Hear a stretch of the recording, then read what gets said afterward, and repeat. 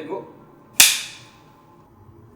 Alors bonjour, je suis Mathieu Davoust, je suis responsable de la communication et des partenariats chez Touscoprod, qui est une plateforme de financement participatif spécialisée dans l'accompagnement de projets cinématographiques et audiovisuels.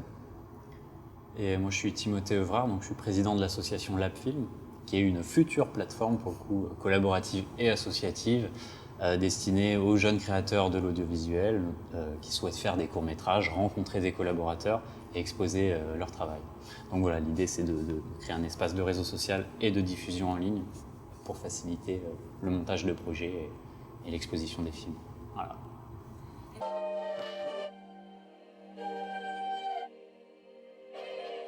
Après toi. Et bon, on a été invité du coup pour une table ronde qui était nommée Cinéma 2.0, donc qui abordait les nouveaux services qui émergent, qui se créent dernièrement pour faciliter les modes de collaboration, les modes de production, les modes de diffusion des courts-métrages.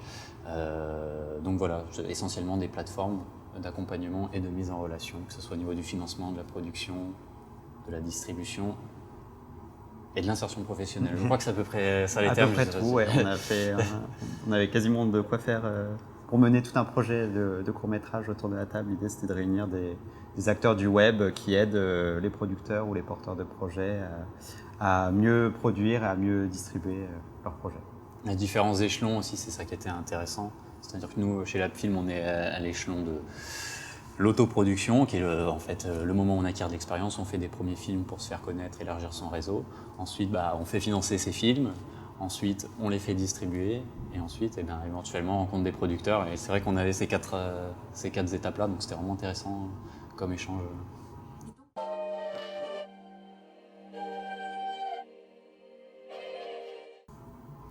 Alors c'est vrai qu'on en a discuté pendant la table ronde, c'est une question qui est revenue. À la fois, il y a un principe de réalité qui fait que effectivement il y a beaucoup de personnes qui se lancent dans le court-métrage avec comme une première étape, comme un premier pas dans la création d'un univers artistique qui peu à peu se prolonger sur du long-métrage.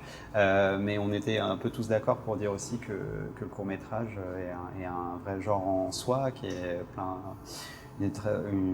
genre à défendre, qui a une vraie spécificité et qui est passionnante. Et c'est pas juste une étape transitoire en fait, c'est une œuvre artistique. Généralement, il y a beaucoup de courts-métrages qui sont très marquants et en tout cas moi je suis très attaché à ce format-là. C'est vrai que tout le monde était assez d'accord sur ce constat-là, du fait de l'autonomie du format court-métrage, qui ne doit pas nécessairement être inféodé au long-métrage, ni même à l'industrie cinématographique. Il peut y avoir du court-métrage très libre dans les formes, qui se rapproche aussi d'autres formes artistiques et qui peuvent aller, on parlait aussi de transmédia, il y a eu des questions qui ont été posées dans ce sens-là, de courts-métrages qui adoptent différents supports de diffusion et qui s'adaptent surtout aux médias de leur diffusion, même si le plus beau, le plus légitime, c'est bien sûr la salle, c'est pour ça que sont là tous les festivals. Mais oui, voilà, donc il y a effectivement des gens qui, la plupart même l'utilisent comme une voie de passage pour atteindre le long, qui est quand même le Graal du jeune cinéaste. Mais il y a aussi toute une série de personnes qui s'orientent de plus en plus vers ce format-là, on va dire sans ambition autre que de cultiver l'art du format court, la maîtrise d'une narration en un temps limité, dans un espace limité, c'est aussi un défi en soi.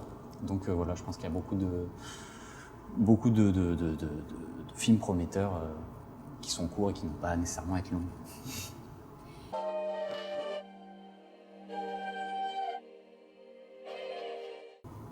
C'est vrai que c'est une question que je me suis pas posée à la base, tellement c'était naturel. Quand on commence le cinéma, on commence par du format court, ça va de soi, avec plus ou moins d'ambition. Mais en tout cas, c'est essentiel de le défendre, pour former les cinéastes de demain, du long métrage en tout cas, mais aussi... C'est formateur, c'est aussi bien un espace de découverte de ce que c'est que la pratique de l'image, que de professionnalisation, ou que d'expérience créative, on va dire aussi osée, alternative, de toutes sortes. Donc professionnalisation, création alternative, découverte culturelle, je pense que c'est les trois opportunités qu'offre le court-métrage. Merci. Merci.